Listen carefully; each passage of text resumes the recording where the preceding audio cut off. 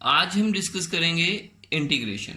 Integration बहुत ही important topic है mathematics का, लेकिन ये फिजिक्स में क्या कर रहा है, क्योंकि आप जानते हैं फिजिक्स में लैंग्वेज की फॉर्म में काम करती है मैथमेटिक्स, मतलब फिजिक्स की लैंग्वेज है मैथमेटिक्स, इसलिए इंटीग्रेशन का भी बहुत यूज़ होगा 11th और 12th क्लासेस में। इवन इसके आगे भी हायर स्टडीज़ में भी इंटीग्रेशन का बहुत यूज़ होता है फिजिक्स में, इसलिए हमें बेसिक इंटीग्रेशन को समझना पड़ेगा। दूसरी बात, इंटीग्रेशन को समझने से पहले आपको डिफरेंशिएशन को डिटेल में समझना पड़ेगा। मेरे जो पहले वीडियोस हैं 3 से 4 वीडियोस मैंने बनाए हैं डिफरेंशिएशन पर, पहले आप वो देखिएगा, उसके बाद आप इस वीडियो को देखिएगा, तभी आपको सही से इंटीग्रेशन की समझ आएगी। इंटीग्रेशन को स्टार्ट करने से पहले मैं अपना इंट्रोडक्शन दे लेता हूँ बच्चों। मैं सुरेश कुमार, मेरा channel physics arena, welcome to my channel. और प्लीज़ इस चैनल को सब्सक्राइब करना मत भूलिएगा, बेल आइकन को प्रेस करना मत भूलिएगा और वीडियो को लाइक करना मत भूलिएगा और शेयर भी करिएगा इस वीडियो को। चलिए स्टार्ट करते हैं इंटीग्रेशन। बच्चों, डिफरेंशिएशन अगर आपने पढ़ी है तो उसी के बेसिस पर इंटीग्रेशन बनती है। इंटीग्रेशन का मतलब क्या होता है? इंटीग्रेशन का मतलब होता है समेशन, मतलब ऐड करना, जमा करना। तो देखिए, अब इंटीग्रेशन का जो सिंबल है वो भी यहीं से बनता है। अगर आप इस s को यहाँ से पकड़ो और यहाँ से पकड़ो और खींच डालो तो जो उसका सिंबल है वो बन जाएगा इस तरह का। तो ये इंटीग्रेशन का सिंबल होता है। चलिए इसके आगे बढ़ते हैं। अब जब एडिशन हमारे पास ऑलरेडी फंडा है एडिशन करने का, सम करने का, तो फिर इंटीग्रेशन का क्या रोल है? तो चलिए इस बात को समझते हैं। देखिए बच्चों, अगर मैं कहूँ कि ये डॉट मैं यहाँ पे लगा रहा हूँ और आपको इसको काउंट करना है, ऐड करना है, तो क्या आप कर पाओगे? बिल्कुल। 1 2 3 4 5 6 7 हमने ऐड कर दिया, 7 आ गया। इवन मैं स्कोर बढ़ा दूँ तो 8 हो गए। अब मैं कहूँगा कि अब इस समय आप फिर से इनको ऐड करो।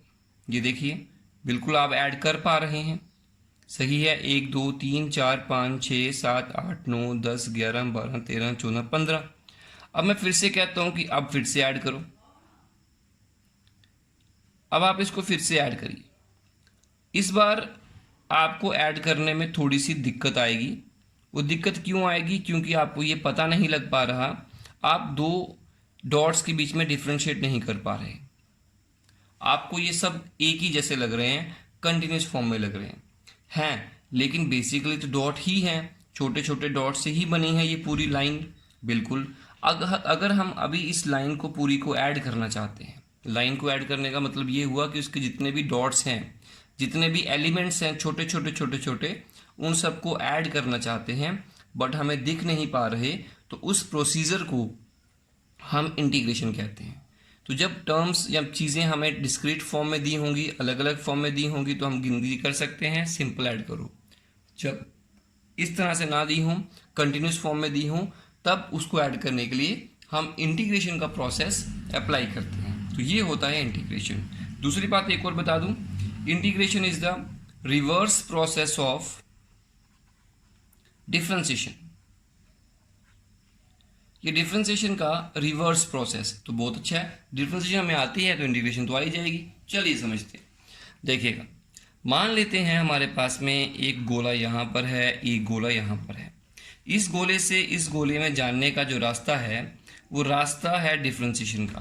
तो हम डिफरेंशिएशन करके एक से दूसरे में जा सकते हैं। मान लीजिए यहाँ से यहाँ जा सकते हैं, स्पेलिंग चेक कर लीजिएगा, गलत भी हो सकते हैं। और आने का रास्ता फिर इंटीग्रेशन होगा। ऑब्वियसली क्वेश्चन का आंसर डिफरेंशिएशन और आंसर का क्वेश्चन लेना हो तो फिर इंटीग्रेशन करो।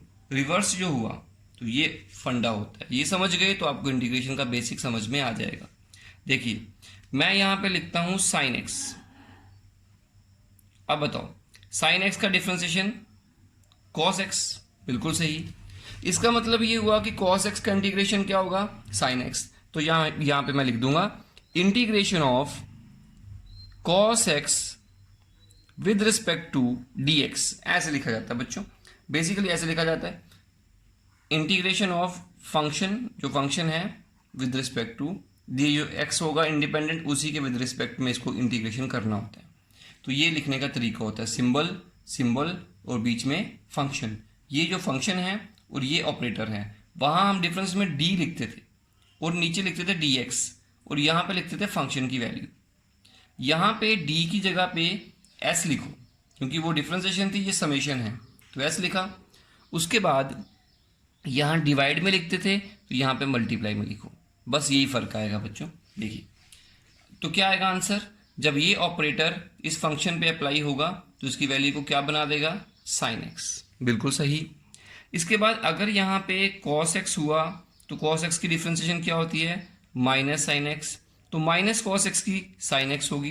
तो बच्चों माइनस साइन एक्स की इंटीग्रेशन क्या होगी, कॉस एक्स, मतलब साइन एक्स की इंटीग्रेशन क्या होगी, माइनस कॉस एक्स। देखिए अगर आपको डिफ्रेंसिएशन आती है तो इंटीग्रेशन तो आ ही गई। तीसरी बात, tan x की डिफ्रेंसिएशन क्या होती है, sec स्क्वायर x। तो sec स्क्वायर x की इंटीग्रेशन क्या होगी, tan x। तो sec स्क्वायर x की इंटीग्रेशन क्या होगी, tan x। इसी तरह से कोई भी फंक्शन ले लो, log x की डिफ्रेंसिएशन क्या होती है, 1/x। तो यहाँ पे क्या लिखेंगे, 1/x की इंटीग्रेशन क्या होगी, दैट इज log x। सही है। e पावर x का डिफ्रेंसिएशन क्या होता है, e पावर x। तो e पावर x का इंटीग्रेशन भी क्या होगा, e पावर x। तो e पावर x का इंटीग्रेशन क्या होगा, e पावर x। सेम रहेगा, वो चेंज नहीं करता। इसी तरीके से अगर मैं कहूँ आपको कि x plus x power n plus 1/n+1 का डिफ्रेंसिएशन क्या होगा, तो आप इसका डिफ्रेंशिएशन करके देख लीजिए, देखना ही पड़ेगा। तो मैं आपको बताऊं, differentiation of x power n+1/n+1 का डिफ्रेंसिएशन करना है तो ये आएगा आपके पास इस तरह से, nx n-1, तो ये पूरा n है, n+1 into x n+1 - 1/n+1, क्योंकि ये तो कांस्टेंट है, दोनों कैंसिल हो गए, x पावर n आ गए। तो इसका इंटीग्रेशन क्या होगा, x power n differentiation, sorry, x power n+1/n+1 का डिफ्रेंसिएशन होता है x पावर n। मतलब x पावर n का इंटीग्रेशन क्या होगा, ये तो यहाँ पे लिख दो, x पावर n का integration that is equal to x power n+1/n+1। तो बच्चों इस तरह से आप जिसका आपको डिफ्रेंसिएशन आता है उसी का इंटीग्रेशन भी आपको आ सकता है। तो ये मैंने कुछ फंक्शंस जो मेन हैं उनका इंटीग्रेशन यहाँ पे लिखा। इसके अलावा आप और भी बना सकते हैं, किसी का भी बना सकते हैं। तो अब मैं आपको थोड़ा और आगे एक चीज़ और बताता हूँ, देखिएगा। मान लीजिए यहाँ पर है एक्स स्क्वायर, एक्स स्क्वायर का डिफ्रेंसिएशन क्या होगा, एक्स स्क्वायर का डिफ्रेंसिएशन होगा x 2x, ये होगा, बिल्कुल सही, एक्स स्क्वायर का 2x डिफ्रेंसिएशन होगा। अगर मैं कहूँ कि एक्स स्क्वायर प्लस 1 है तो इसका डिफ्रेंसिएशन क्या होगा, तो बोलेंगे सर वो तो वही होगा, क्यों, क्योंकि 1 का डिफ्रेंसिएशन 0 होता है। तो अगर एक्स स्क्वायर का डिफ्रेंसिएशन 2x है तो 2x का इंटीग्रेशन क्या होगा, तो कहेंगे वो तो एक्स स्क्वायर होगा। तो अगर मैं लिखूँ एक्स स्क्वायर प्लस 1 तो उसका भी डिफ्रेंसिएशन क्या होगा, 2x। तो फिर 2x का इंटीग्रेशन जो होगा वो क्या होना चाहिए था, एक्स स्क्वायर प्लस 1, क्योंकि जो डिफ्रेंसिएशन करके आता है उसी का उल्टा इंटीग्रेशन करके आना चाहिए। अगर मैं यहाँ पे लिख देता एक्स स्क्वायर प्लस 100, उसका भी डिफ्रेंसिएशन क्या होता, 2x, क्योंकि 100 का 0 हो जाता। लेकिन 2x का इंटीग्रेशन क्या है, वो हमें तो सीधा एक्स स्क्वायर मिलेगा। कैसे, देखो 2x का इंटीग्रेशन करिए, सबसे पहले कैसे करेंगे हम लोग, इक्वल टू जो भी कांस्टेंट टर्म होती है वो इंटीग्रेशन से बाहर ले लो, जैसे हम डिफरेंशिएशन में करते थे। वेरिएबल का इंटीग्रेशन होगा, बिल्कुल यहां से x, ये वाला फॉर्मूला लगेगा, x पावर n का क्या होता है, x पावर n, यहाँ पे x पावर n का मतलब x पावर 1 है, तो 2 इंटू एक्स पावर 1+1/1+1, तो ये आएगा आपके पास 2 इंटू एक्स स्क्र अपॉन 2, ये 2 कैंसिल हो गए, आंसर एक्स स्क्र आया।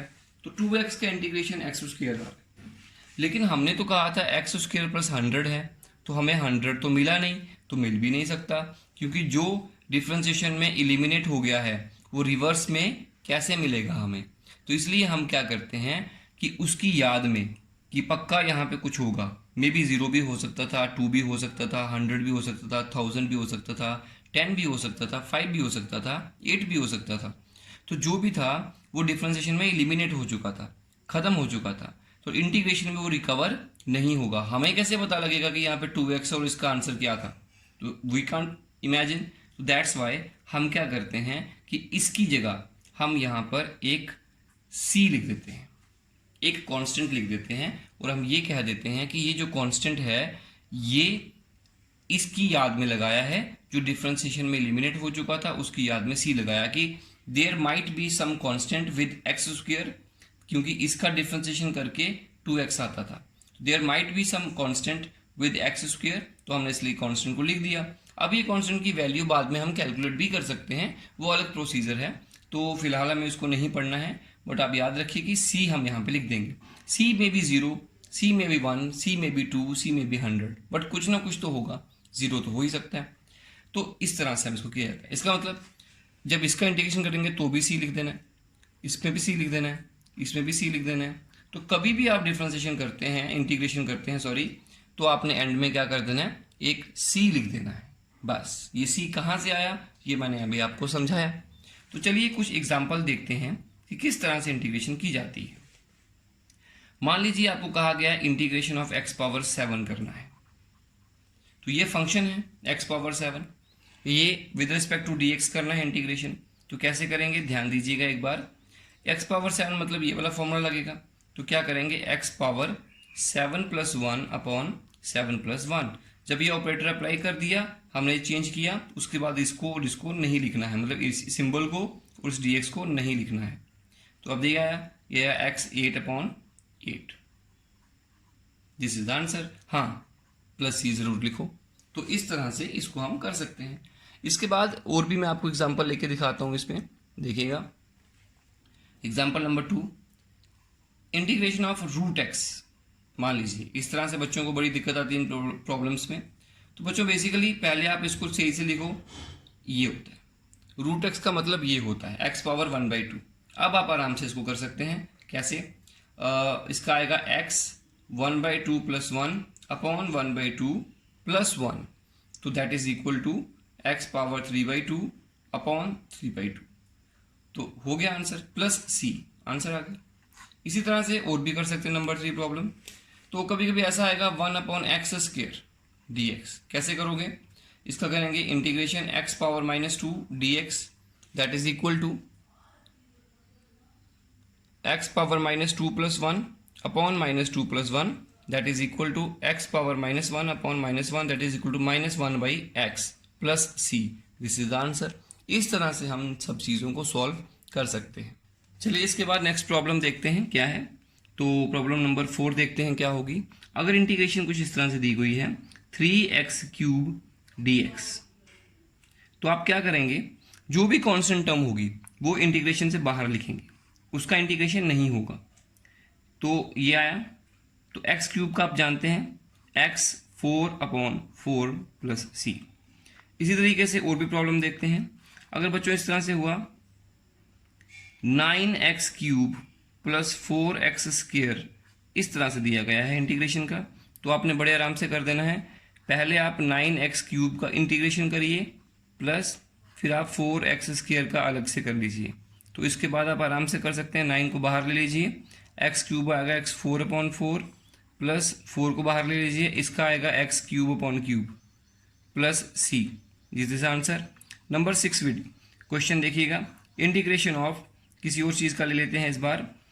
जैसे हम ले लेते हैं आपका 4x³ + 3x² + 1, इसका ले लिया। तो बच्चों इसको कैसे करेंगे, integration of 4x³ with respect to dx plus 3x² with respect to dx plus 1 with respect to dx। तो यहाँ से आएगा 4 × x 4/4 प्लस 3 × x 3/3 प्लस, बच्चों इसको देखिए कैसे लिखना है, इसको लिखो x पावर 0, 1 को लिख सकते हो x पावर 0, अगेन 1 आएगा, तो ये कैंसिल हो गया, x power 4 plus x power 3 plus x power 0 + 1/0 + 1, जो फॉर्मूला है वही लगाया। तो x power 4 plus x power 3 plus x, ये आएगा। तो एक चीज़ मैंने यहाँ से सीखी, मैंने यहाँ से ये सीखा कि अगर हमारे पास कोई इंटीग्रेशन है, जैसे dx का इंटीग्रेशन करना है, इस तरह से आता है, तो यहाँ पे 1 है बेसिकली, तो इसका जो आंसर आएगा वो क्या आएगा, मैं ऐसे लिखूंगा x पावर 0 dx, इसके बाद आएगा x power 0 + 1 upon 0 + 1 that is x, implies differentiation of dx equal to x। कई लोग उसको ऐसे भी कहते हैं, सर ये इंटीग्रेशन है, ये डिफ्रेंसिएशन है, दोनों एक दूसरे के रिवर्स हैं, इसलिए कैंसिल कर दो, काट दो, सीधा x आ जाएगा। पर ये बच्चों इलीगल तरीका है, मन में सोच सकते हो, लेकिन आपको कभी ऐसे करना नहीं है। करने का जो सही प्रोसीजर है वो ये होता है। तो इस तरह से बेसिक आप डिफरेंशिएशन इंटीग्रेशन कर सकते हो। अच्छा, इसके बाद मैं आपको कुछ प्रॉब्लम दे देता हूँ आज के लिए, वो आप खुद प्रैक्टिस करिएगा। तो देखिए, number 1 problem, practice problem, x का पावर -9 dx, इसको इवेल्युएट करो। नंबर 2 x का power -4 dx। Number 3 problem, integration of 9x³ + 4x² + 1, इसका इंटीग्रेशन करो। Number 4 integration of e power x 4e power x, इसका इंटीग्रेशन करो। नंबर 5 आप इसका इंटीग्रेशन करिए 1/x पावर 7, आप इसका इंटीग्रेशन करिए, इंटीग्रेशन ऑफ आप इस तरह से लिख सकते हैं कि पाई का इंटीग्रेशन कर दीजिए, बिल्कुल सही। उसके बाद नंबर 7 आप ऐसा करें 19x7 + 4x² + √x, इसका इंटीग्रेशन कर दो dx। तो ये कुछ आपके लिए प्रैक्टिस प्रॉब्लम्स हैं बच्चों, इसको आप सॉल्व ज़रूर करिएगा और मुझे इसका आंसर सेंड भी कर सकते हैं। तो आज के लिए इतना ही, नेक्स्ट वीडियो में हम इंटीग्रेशन को आगे कंटिन्यू करेंगे।